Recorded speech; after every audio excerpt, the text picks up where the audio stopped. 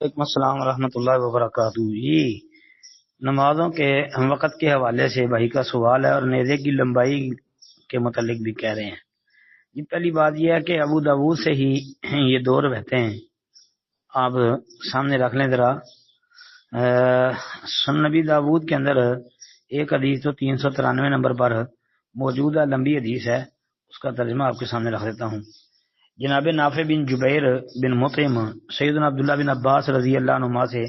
بیان کرتے ہیں کہ رسول اللہ صلی اللہ علیہ وسلم نے فرمایا، جبرائیل علیہ السلام نے بیت اللہ کے پاس میری 2 مرتبہ امامت کروائی۔ پہلی بار مجھے ظہر کی نماز پڑھائی اس وقت جب کہ سورج ڈل گیا اور سایہ تسمے کے برابر تھا، اور عصر کی نماز پڑھائی جب اس کا سایہ اس کے برابر ہو گیا، اور مغرب کی نماز پڑھائی جس وقت کہ روزہ دار روزہ کھولتا ہے، اور عشاء کی نماز پڑھائی جبکہ شفق یعنی سرخی وہ کنارے میں غائب ہو گئی افق میں، اور فجر کی نماز پڑھائی جبکہ روزے دار پر کھانا پینا حرام ہو جاتا ہے۔ یہ وہ والا ٹائم تھا فجر کا۔ کہتے ہیں جب دوسرا دن ہوا تو مجھے ظہر کی نماز پڑھائی جبکہ اس کا سایہ اس کے مثل تھا، اور عصر کی نماز پڑھائی جبکہ اس کا سایہ 2 مثل تھا، اور مغرب کی نماز پڑھائی جبکہ روزے دار روزہ کھولتا ہے، اور عشاء کی نماز پڑھائی جبکہ رات کا تہائی حصہ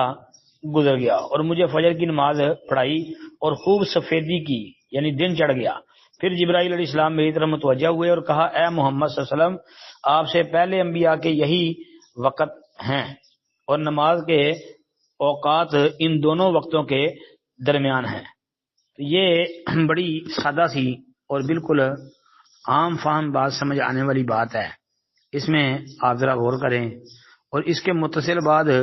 394 نمبر والی حدیث جو کہ حسن ہے انشاءاللہ،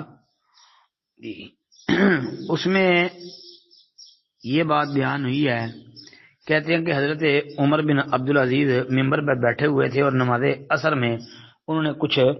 تاخیر کر دی یعنی دیر ہو گئی، تو عروہ بن زبیر نے ان سے کہا، یاد رہے کہ جبرائیل علیہ السلام نے محمد صلی اللہ علیہ وسلم کو نمازوں کے وقتوں کی خبر دی ہے۔ تو عمر بن عبدالعزیز نے ان سے کہا، اپنی بات پر ذرا غور کیجئے۔ تو عروہ نے کہا کہ میں نے بشیر بن ابی مسعود سے سنا ہے، وہ کہہ رہے تھے میں نے ابو مسعود انصاری رضی اللہ تعالی عنہ سے سنا، وہ صحابی تھے نا، وہ کہتے تھے جبرائیل علیہ السلام تشریف لائے اور مجھے نماز کے وقتوں کی اطلاع دی، اور میں نے آپ کے ساتھ نماز پڑھی، پھر پڑھی، پھر پڑھی، پھر پڑھی، پھر پڑھی، یعنی وہ ساتھ ساتھ یہ بات بیان کرتے اور انگلیوں پر 5 نمازوں کو انہوں نے شمار بھی کیا تھا۔ تو کہتے ہیں میں نے نبی علیہ الصلوۃ والسلام کو دیکھا کہ آپ نماز ظہر پڑھتے تھے جبکہ سورج ڈل جاتا تھا، اور سخت گرمی کے وقت کبھی موخر بھی کر لیتے تھے، اور میں نے آپ کو دیکھا کہ آپ عصر کی نماز پڑھتے تھے جبکہ سورج اونچا اور سفید ہوتا تھا، زردی آنے سے پہلے پہلے جی آدمی نماز پڑھ کے نکلتا اور غروب سے پہلے پہلے ذوالحلیفہ مقام تک پہنچ جاتا تھا۔ اللہ اکبر۔ یہ ذوالحلیفہ کے حوالے سے بعد میں بات کرتا ہوں۔ اور مغرب کی نماز پڑھتے جس وقت کے سورج غروب ہو جاتا، اور عشاء پڑھتے جبکہ افق مغرب سیاہ ہو جاتا، اور کبھی موخر بھی کر دیتا تاکہ لوگ جمع ہو جاتے، اور فجر کی نماز آپ نے ایک بار اندھیرے میں پڑھی اور ایک دفعہ پڑھی تو روشن کر دی، مگر اس کے بعد آپ کی نماز اندھیرے ہی میں ہوا کرتی تھی حتیٰ کہ آپ کی وفات ہو گئی، اور کبھی روشن نہیں کی۔ اب امام ابو داود اس روایت پر تبصرہ کرتے ہیں کہ اس حدیث کو امام زہری سے معمر نے، مالک ابن حیانہ، شعیب بن ابی حمزہ اور لیث بن سعد رحمۃ اللہ علیہ جو ہے انہوں نے بیان کیا ہے، لیکن اس میں وہ وقت ذکر نہیں کیا جس میں کہ آپ نے نماز پڑھی، اور نہ ان لوگوں نے اس طرح تفصیل بیان کی ہے۔ پھر کہتے ہیں ایسے ہی ہشام بن عروہ اور حبیب بن ابی مرزوق نے عروہ سے معمر اور اس کے ساتھیوں کی طرح روایت کیا ہے، یہ پوری تفصیل بھی انہوں نے آگے ذکر کی ہے۔ پھر آگے چل کے کہتے ہیں نبی علیہ السلام سے مغرب کا وقت